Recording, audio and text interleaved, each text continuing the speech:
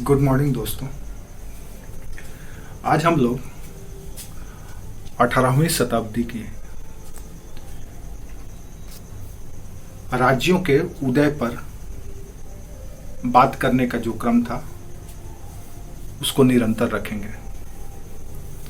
आप लोग को थोड़ा सा ध्यान होगा तो हम लोगों ने ये बात की थी कि मुगलों के पतन की जब दौर शुरू हुई या राजनीतिक रूपांतरण जब शुरू हुआ,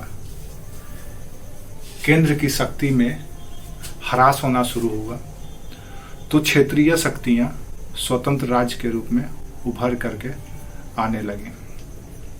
उसमें हम लोगों ने ये देखा था कि भारत में उस समय 3 तरह के राज्य अस्तित्व में आए, जिसमें एक बात हम लोगों ने की थी कि उत्तराधिकारी राज्य या सक्सेसिव स्टेट, जिसमें हम लोगों ने 3 राज्य को रखा था, अवध, हैदराबाद और बंगाल को। दूसरा हम लोगों ने कहा था कि रेबेलियन स्टेट या विद्रोही राज्य। आज हम लोग इस विद्रोही राज्य के बारे में पढ़ते हैं कि कैसे ये मुगल साम्राज्य के लिए चुनौती बना, कैसे पतनशील मुगल साम्राज्य से पतनशील मुगल साम्राज्य को एक अवसर के रूप में समझा और अपने क्षेत्र में संचित असंतोष को चैनलाइज करके या संगठित करके उसको नेतृत्व प्रदान करके एक पृथक राज्य की ही स्थापना कर दी। तीसरा, समकालीन भारत की राजनीति पर इसका क्या प्रभाव पड़ा, और चौथा ये कि इन राज्यों की प्रवृत्तियां क्या थी या प्रकृति क्या था इनका। तो ये सारे सवाल आपको मेंस पॉइंट ऑफ व्यू से यूपीएससी के जरूरी है, जिसको आपको समझ लेना चाहिए। तो हम लोग पिछले कड़ी तक देख चुके हैं कि उत्तराधिकारी राज्य क्या था, कैसे उनका उदय हुआ था। आइए आज देखते हैं विद्रोही राज्य। विद्रोही राज्य को या विद्रोही राज्य के साथ इन राज्यों को लिए एक और टर्म यूज किया जाता है, नवीन राज्य या न्यू स्टेट, या फिर नए आदमियों के द्वारा सृजित राज्य भी कहा जाता है। नए आदमियों के द्वारा सृजित राज्य, नए आदमियों का राज्य। तो आपसे मेंस में किसी भी तरह का सवाल पूछा जा सकता है, पूछ सकता है कि औरंगजेब के पतन के बाद मध्यकाल में उत्तर भारत और दक्षिण भारत के क्षेत्र में, उत्तर और दक्षिण के क्षेत्र में जो उत्तराधिकारी राज्य से अलग एक नए राज्य उत्पन्न हुए थे, उनके बारे में बताइए। वो कैसे सृजित हुए, कैसे संगठित हुए, या फिर इन राज्यों में से किसी राज्य विशेष का नाम दे करके उनके बारे में पूछा जा सकता है।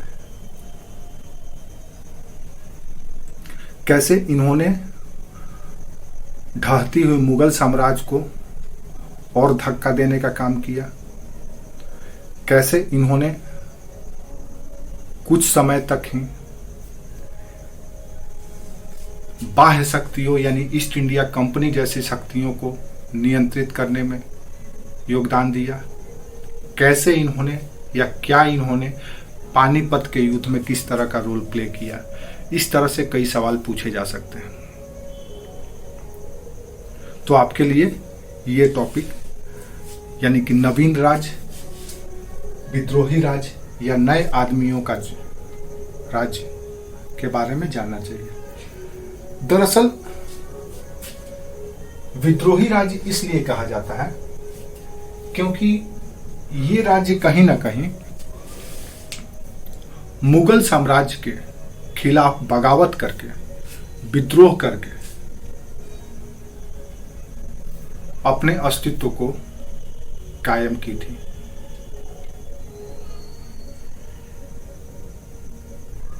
मुगल राज्य के स्थापित शासन व्यवस्था को अस्वीकार कर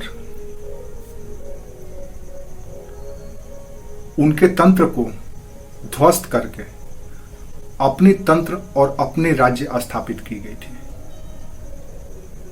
कहीं न कहीं इन राज्यों के स्थापना के क्रम में मुगल शासन की क्रूर प्रवृत्ति जिम्मेदार थी और उस क्रूर प्रवृत्ति के कारण उससे बगावत करके, विद्रोह करके इन नए राज्यों का उदय हुआ था। इसीलिए हम इसको रेबेलियन स्टेट या विद्रोही स्टेट कहते हैं। न्यू स्टेट इसलिए कहते हैं क्योंकि इससे पहले ये कभी भी स्टेट की संकल्पना या राज्य की संकल्पना अस्तित्व नहीं रखते थे।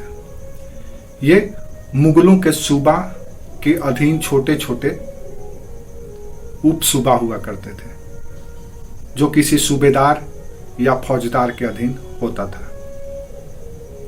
तो इसीलिए हम इसको न्यू स्टेट कहते हैं। नए आदमियों के द्वारा शुरू किया गया स्टेट या नए आदमियों का राज्य इसलिए कहते हैं क्योंकि इसमें इस राज्य की स्थापना जिसने भी की थी वो कहीं ना कहीं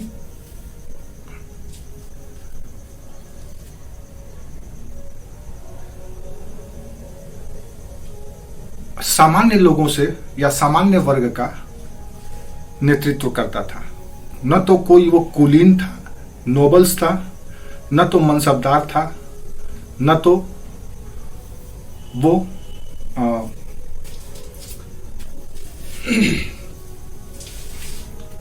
राजकुमार था। इससे पहले के जो राज्य थे सक्सेसिव स्टेट, उसमें और इसमें मौलिक अंतर यह था कि उत्तराधिकारी राज्य की स्थापना उस राज्य के सूबेदार के द्वारा की गई थी। यहां पे दूसरी बात, उन सूबेदारों के द्वारा स्थानीय कुलीन या जमींदार या मनसबदार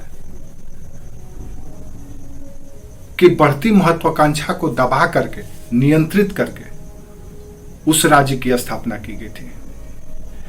यहां स्थिति विपरीत है। यहां स्थिति यह है कि यहां के जो राज्य स्थापित किए गए वो उन्हीं सामंतों के द्वारा, उन्हीं जागीरदारों के द्वारा अपनी एक स्वतंत्र राज्य स्थापित कर ली गई थी। उत्तराधिकारी राज्यों में जहां ये चुनौती थे,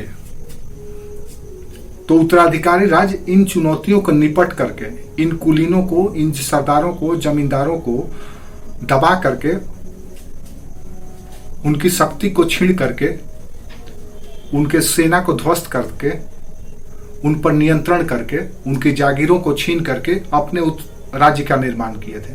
और ये जो लोग थे जागीरदार, जमींदार, ये स्वयं अपने राज्य खड़ा किए सूबा को दरकिनार करके।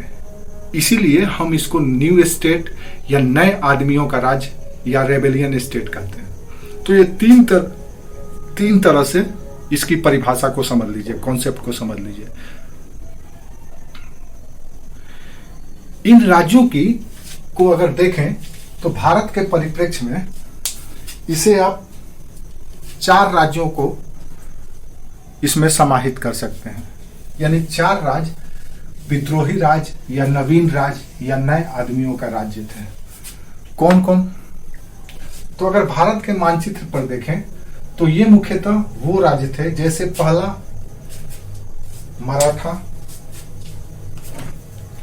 मराठों की भी हम बात करें तो मराठा, दूसरा दिल्ली, आगरा और मथुरा के क्षेत्र का, दिल्ली, आगरा और मथुरा के क्षेत्र का जाट राज, जाट स्टेट। तीसरा पंजाब का सिख राज, सिख स्टेट। और चौथा अफगानी राज।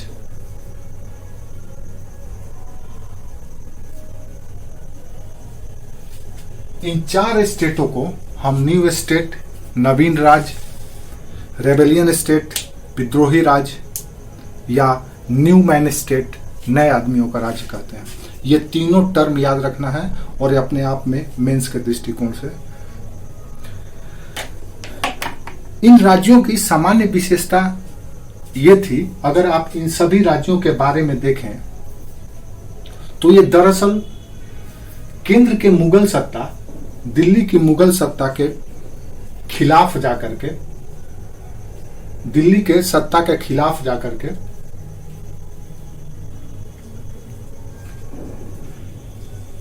दिल्ली की सत्ता को चुनौती देकर के स्थापित की गई थी। तो दिल्ली की सत्ता को चुनौती क्यों दी गई थी, सवाल ये उठता है।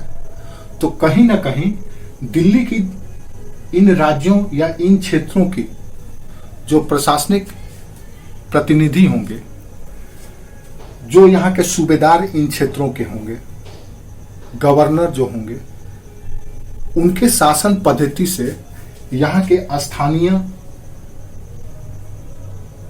शक्तिशाली समूह और आमजन, कृषक, दोनों ही अनसैटिस्फाई होंगे, असंतुष्ट होंगे। याद रखिए, इनमें से अधिकतर तीनों स्टेट, चाहे वो मराठा हो, चाहे जाट हो, चाहे सिख हो, गैर इस्लामिक स्टेट है, गैर इस्लामियों का विद्रोह है।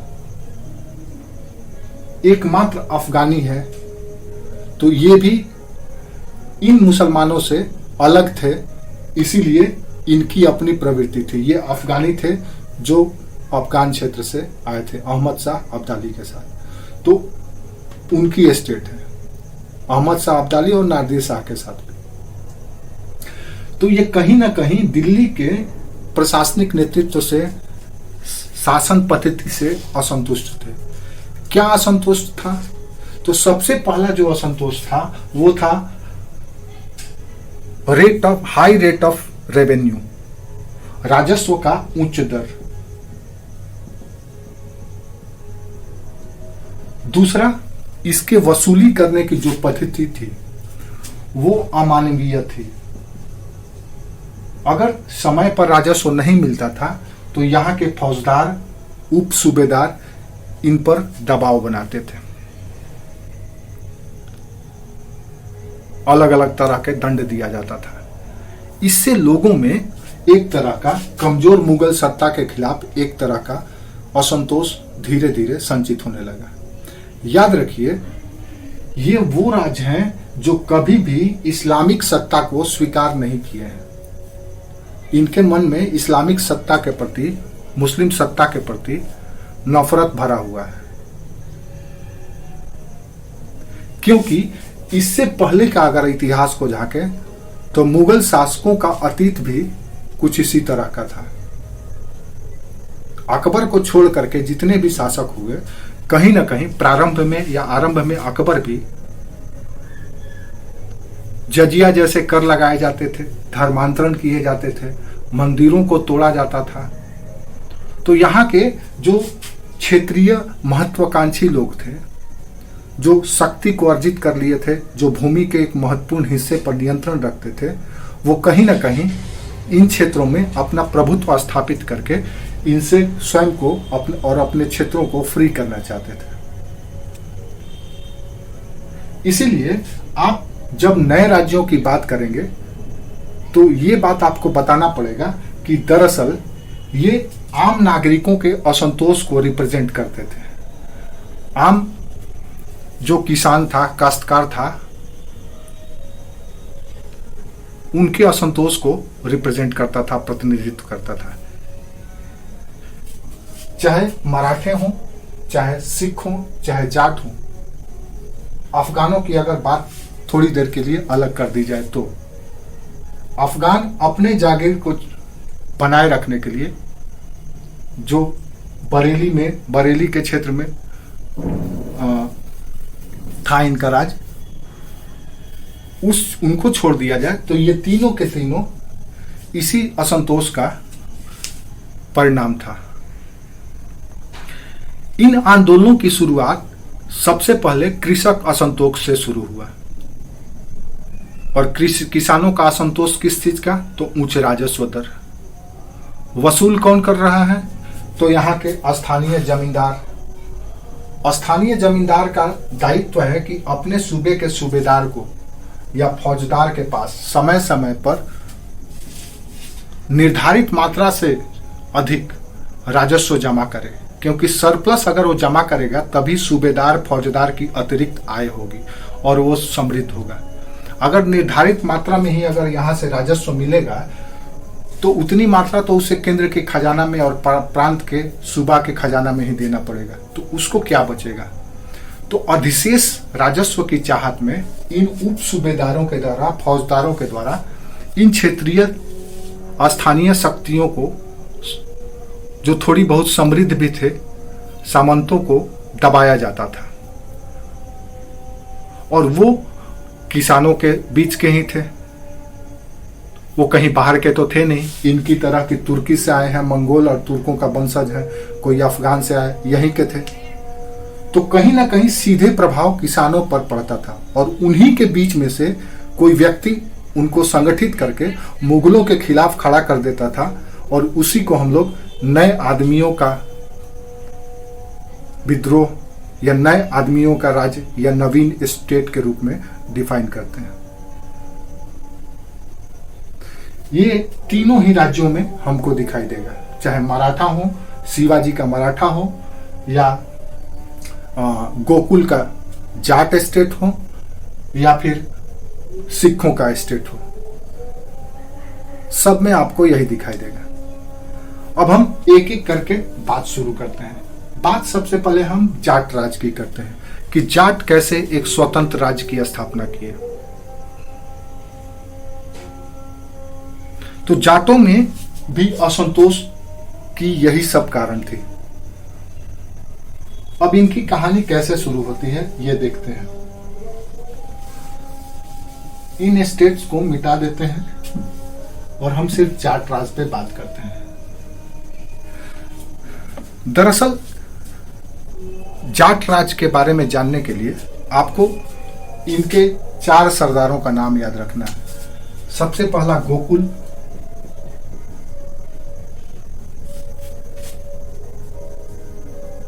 चूड़ाम गोकुल, उसके बाद राजाराम,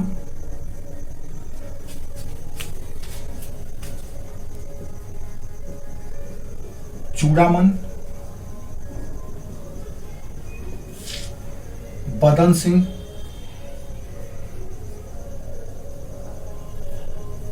और सूरजमल।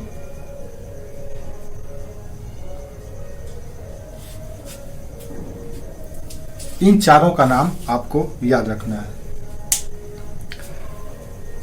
दरअसल जाट विद्रोह की शुरुआत गोकुल के नेतृत्व में होता है। औरंगजेब के शासनकाल में ही मथुरा के तिलपत का जमींदार था गोकुल। आप याद रखिएगा, जो जाट क्षेत्र है आज भी दिल्ली, आगरा,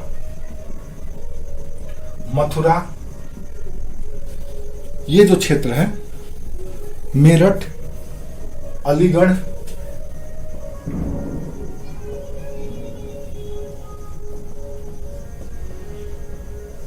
ये क्षेत्र जाटों का क्षेत्र है। जाट एक जुझारू जाति थी जो शुद्ध किसान जाति थी। वर्ण व्यवस्था में ये बेसिकली क्षत्रिय कुल में आते हैं। क्षत्रिय कुल के थे, लेकिन कृषि में भी इनका जुड़ाव था, कृषि कार्य करते थे। तो जब हिंदू राज्यों की समाप्ति हो गई तो ये अपना कृषि कर्म में संलग्न थे। इन क्षेत्रों के जाटों में ही मथुरा का जाट था गोकुल। गोकुल के नेतृत्व में ही किसानों के असंतोष को पहली बार नेतृत्व दिया गया। मथुरा का फौजदार था अब्दुल नबी। ये अब्दुल नबी इन जाटों से राजस्व वसूली के लिए, राजस्व वसूली के दौरान और राजस्व वसूली के लिए क्रूरतम से क्रूरतम पद्धति को अपनाता था और इन पर दबाव बनाता था। समय पर आप राजस्व दीजिए और अतिरिक्त राजस्व की भी मांग करता था। ऐसी स्थिति में तिलपत का जमींदार गोकुल ने किसानों को अपने साथ में लेकर के अब्दुल नबी पर आक्रमण कर इसकी हत्या कर देती है। ये बात है औरंगजेब के शासन के सत्ता पर बैठने के एक वर्ष बाद 1669 में। यहीं से जाटों का विद्रोह शुरू होता है। दूसरा विद्रोह जाटों का, याद रखिएगा, औरंगजेब के लिए यह चिंता का विषय था, क्योंकि ये जाटों का जो क्षेत्र है राजधानी के आसपास का ही क्षेत्र है, और राजधानी के पास अगर इस तरह की प्रवृत्ति हो, इस तरह का उठापटक हो, इस तरह की अशांति हो, तो किसी भी बादशाह के लिए चिंता का विषय है। उसके आंख के नीचे, उसके सामने, उसके राज्य के साथ, उसके शासन को, उसकी व्यवस्था को, उसकी ताकत को, उसके प्रभुत्व को चुनौती दी जा रही हो तो कैसे बर्दाश्त होगा। दूसरी बात, ये वो क्षेत्र था जो आंतरिक व्यापार का प्रमुख मार्ग NH, जिसको आज हम लोग ग्रैंड ट्रंक रोड कहते हैं, उस पर स्थित था। तो भारत का एक महत्वपूर्ण व्यापारिक मार्ग के पास का क्षेत्र, अंतर मार्ग का क्षेत्र, जो उत्तर और दक्षिण दोनों ही, उत्तर दक्षिण पूर्व पश्चिम को जोड़ने वाले मार्ग पर यह क्षेत्र स्थित था। और इस क्षेत्र में अस्थिरता, अशांति किसी भी राज्य के लिए एक चुनौती होगा। तो मुगलों के लिए यह बहुत बड़ी चुनौती थी। और इस समय औरंगजेब के समय से ही मुगल ताकतों को चुनौती देने में मराठे और जाटों ने अहम भूमिका निभाई। औरंगजेब बेचारा हमेशा परेशान रहता था, कभी जाटों से, कभी मराठों से, कभी अपने दक्षिण के सूबों से। तो गोकुल जाट ने कृषकों के असंतोष को संगठित किया और नेतृत्व प्रदान करके यहाँ के जो स्थापित व्यवस्था था, मुगलों का जो तंत्र था, उस पर हमला बोल दिया। और ये मुगल साम्राज्य के प्रभुत्व के लिए एक चुनौती थी। और औरंगजेब, जो स्वयं अपने आप को श्रेष्ठ बादशाह समझता था, पूरे भारत का बादशाह समझता था, उसके सामने अगर छोटे से किसानों का ग्रुप या समूह उसकी सत्ता को चुनौती दे दे तो यह कैसे बर्दाश्त हो। 69 के बाद लगभग 12 वर्षों तक जाट क्षेत्र नियंत्रित में रहा, शांत रहा। लेकिन दूसरा विद्रोह गोकुल के बाद राजा राम के नेतृत्व में शुरू हुआ। राजा राम भी एक जमींदार थे और इन्होंने भी औरंगजेब के सत्ता के खिलाफ विद्रोह किया। इनको अवसर तब मिला जब औरंगजेब अपने दक्षिण के राज्यों को नियंत्रित करने के लिए, यहां जो आपस में द्वंद्व चल रहा था, मुगल प्रभुत्व को चुनौती दी जा रही थी, मराठे और 5 छोटे छोटे राज्य बीदर, बरार, गोलकुंडा, अहमदनगर, बीजापुर, इस तरह के जो राज्य थे, इनके द्वारा जो चुनौती दी जा रही थी, उसको नियंत्रित करने के लिए, शांत करने के लिए जब दक्षिण की ओर आया, बात 1680 की है, तो इस अवसर का फायदा राजा राम के द्वारा उठाया गया। राजा राम ने सोचा कि औरंगजेब तो दिल्ली में है नहीं, तो क्यों नहीं हम यहां पे इसकी सत्ता को, इसकी प्रभुता को चुनौती दे करके अपना प्रभुत्व स्थापित कर लें।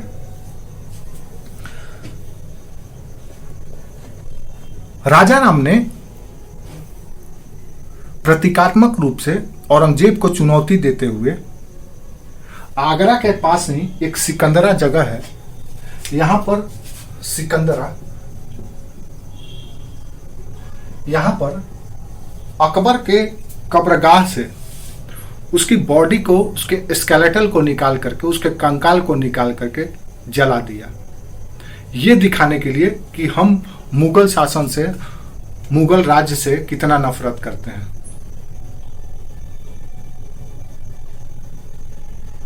तो अकबर बेचारा अपने पूरे जीवन काल में ये कोशिश करता रहा कि समाज में शांति, सहिष्णुता बना रहे, इसीलिए उसने इबादत खाना, सुलह ए कुल की नीति, जजिया कर को हटाना, तीर्थ कर को खत्म करना, सब कुछ किया और एक सेकुलर, या एक तरह से कहा जाए तो राजधर्म का पालन किया।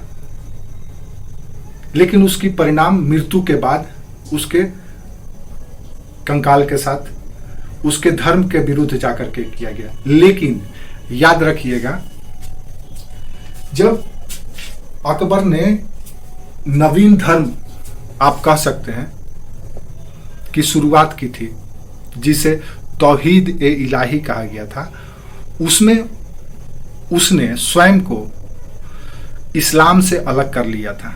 और वो जिस धर्म की शुरुआत की थी वो कुछ न तो इस्लाम था, न तो हिंदू था, न तो पारसी था, वो सभी धर्मों का अच्छी अच्छी बातों को लेकर के एक नवीन पंथ की शुरुआत की थी। और उसमें अग्नि का बहुत ही महत्व था, अग्नि को पवित्र माना जाता था, अग्नि और सूर्य केंद्र थे उस धर्म के। तो बेचारा मृत्यु के बाद अगर राजा राम उसके अस्थि अवशेष के साथ अस्थि अवशेष का संस्कार कर देता है, अग्नि में भस्म कर देता है, तो इससे हमें नहीं लगता है कि उसकी आत्मा को किसी तरह की कष्ट हुई होगी, क्योंकि वो जीते जी जो चीज नहीं कर पाया, उसकी महत्व, उसकी ख्वाब को, उसके सपने को राजा राम ने पूरी कर दी।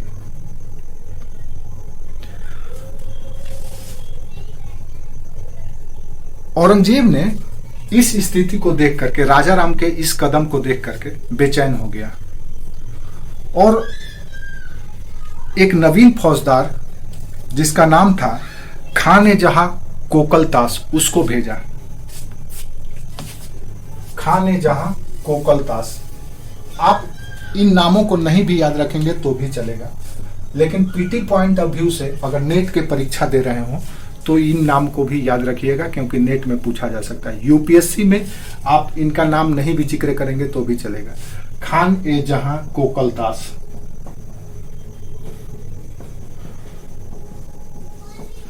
इस व्यक्ति को नवीन फौजदार नियुक्त किया और राजा राम को नियंत्रित करने का हुक्म दिया। लेकिन राजा राम इनसे नियंत्रित नहीं हुआ। इसके बाद औरंगजेब ने यह सोचा कि अगर इन जाटों का नफरत, इन जाटों के प्रति, जाटों के मन में मुसलमानों के प्रति इतनी नफरत है, तो क्यों नहीं हम कोई ऐसे व्यक्ति को भेजें जो इन्हीं के बीच का हो, इन्हीं के धर्म के मानने वाला हो, और लेकिन मेरी वफादार हो, मेरा वफादार हो, जैसे अंग्रेजों ने किया था उसी तरह से औरंगजेब ने भी किया। और कोकलतास के बाद उसने बिशन सिंह कछवाहा को मथुरा का फौजदार बनाया। बिशन सिंह कछवाहा, कछवाहा राजपूत। बिशन सिंह कछवाहा को।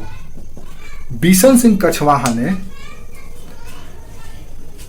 जब मथुरा की फौजदारी संभाली, उसके बाद उसने राजा राम को पराजित किया और पराजित करने के बाद उसकी हत्या कर दी।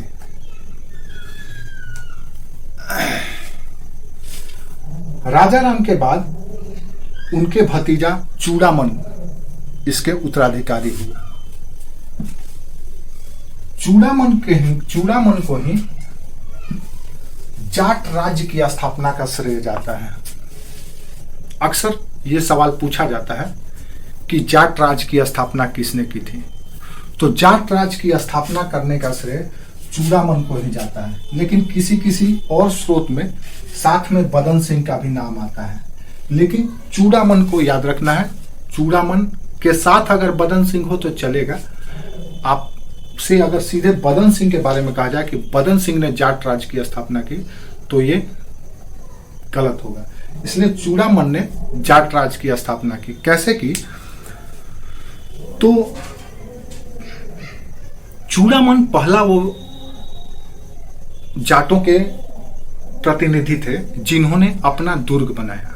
दुर्ग यानी कि छोटा सा किला बनाया, और यह किला थीम नामक स्थान पर बनाया। किला क्यों बनाया जाता है?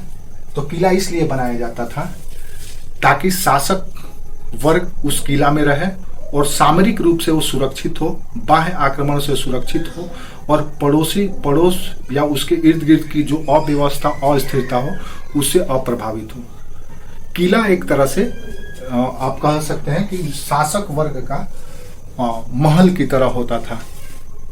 तो पहली बार स्वयं को आम प्रजा से अलग करके अपना किला थीम में चूड़ामन के द्वारा बनाया गया और जाट राज्य की स्थापना की गई।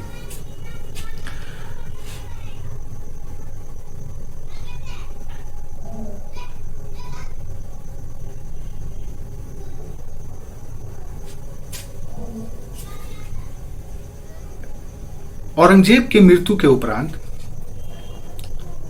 जब मोहम्मद शाह का शासन काल शुरू हुआ 1719 ईस्वी में, उस समय चूड़ामन अपने क्षेत्रों में, मथुरा आगरा के क्षेत्र में काफी शक्तिशाली हो गया था और दिल्ली के लिए चुनौती हो गया था। ऐसी स्थिति में मोहम्मद शाह ने जयसिंह द्वितीय को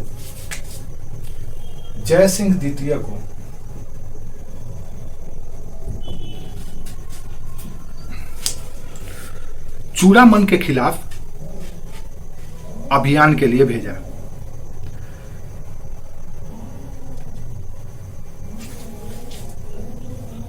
और पराजय के भय से चूड़ामन ने आत्महत्या कर ली। उसके बाद उसके उत्तराधिकारी हुए बदन सिंह। बदन सिंह ने अपने समय में जाट राज्य के विस्तार की और थीम के अलावा और 4 जगह पर दुर्गों का निर्माण किया। इससे पता चलता है कि कैसे इस क्षेत्र में धीरे धीरे जाट शक्तिशाली होने लगे थे। याद रखिए, इस समय केंद्र की दिल्ली की सरकार यानी मुगल सरकार अपने अंतरकलह में ही व्यस्त है, दरबारी षड्यंत्र में व्यस्त है। उसके कई राज्य स्वतंत्र होने लगे हैं।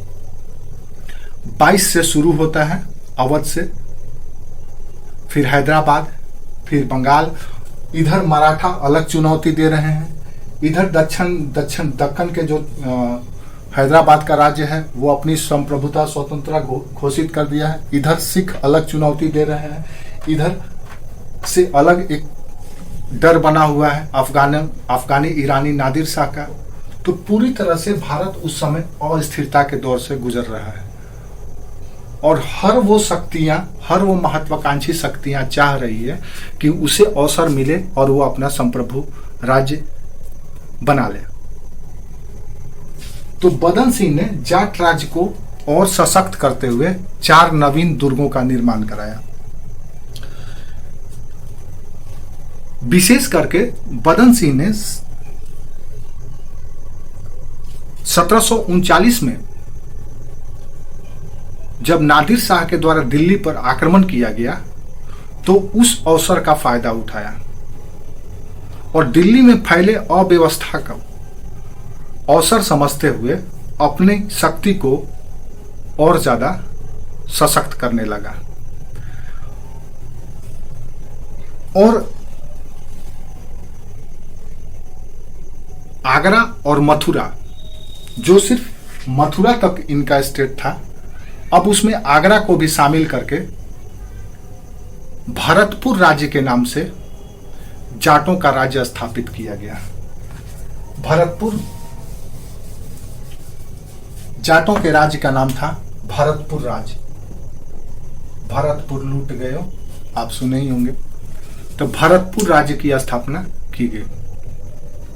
तो जो काम चूड़ामल ने शुरू किया था, बदन सिंह ने उसे और विस्तृत कर दिया। अब आगरा मथुरा का 2 क्षेत्र, एक बृहद क्षेत्र इसमें शामिल हो गया। उससे भी आगे बढ़ करके एक और बात याद रखिएगा कि जब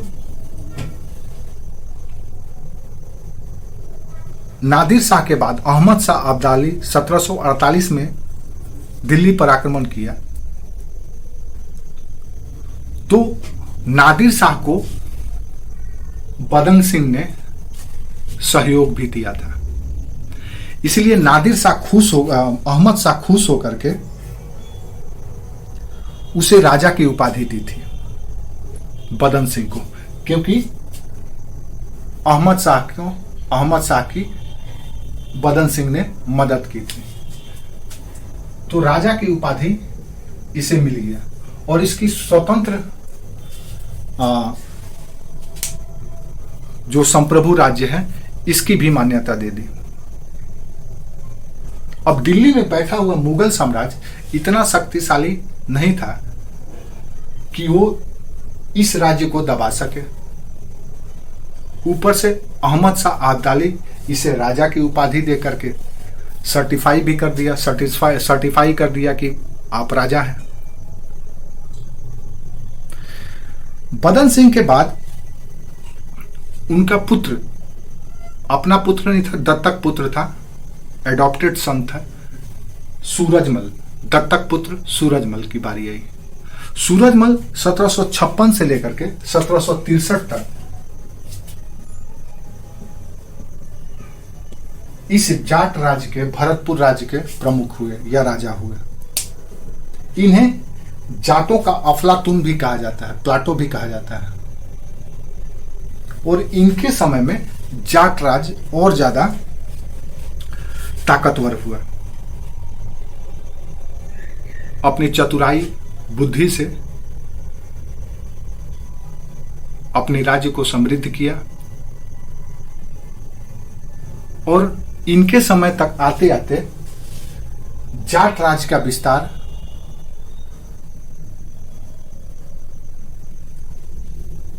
अगर देखें आप तो पूरब में गंगा नदी से लेकर के दक्षिण में चंबल तक और पश्चिम में आगरा से लेकर के उत्तर में दिल्ली तक फैला हुआ था। यानी कि नीचे यहां चंबल नदी,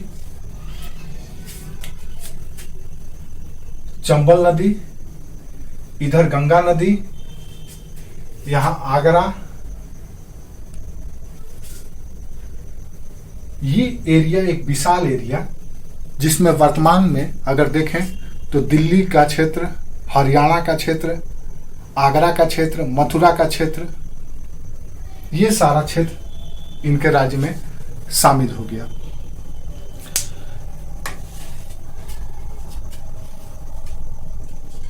तो कुल मिला जुला करके, लेकिन ये राज्य आगे निरंतर नहीं रहा। सूरजमल की मृत्यु के बाद जाट अपनी प्रभाव को खो दिए और इनके कोई ऐसा उत्तराधिकारी नहीं हुआ जो इन पर इनकी परंपरा को, इनकी शक्ति को आगे लेकर के जा सके।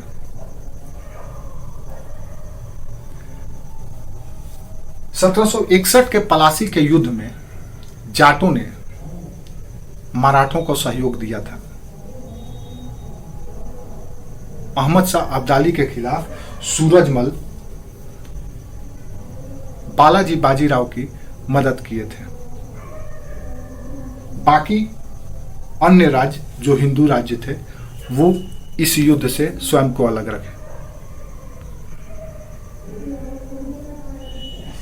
एक और बात इस जाट राज के बारे में जो निगेटिव या नकारात्मक बातें बताई जाती है वो ये बताई जाती है, या आप कह सकते हैं कि जाट राज्य की जो सीमाएं थी, जो लिमिटेशन था, जो डिमेरिट्स था, वो ये था कि जिस भू राजस्व व्यवस्था के खिलाफ किसानों को संगठित करके सामंतों ने, जमींदारों ने मुगल शासन के खिलाफ या मुगल प्रभुसत्ता के खिलाफ बगावत किया था, विद्रोह किया था, इन्होंने जब अपने शासन शुरू की थी, अपनी राज्य की स्थापना की थी, तो इनमें सामंती प्रवृत्ति बना रहा,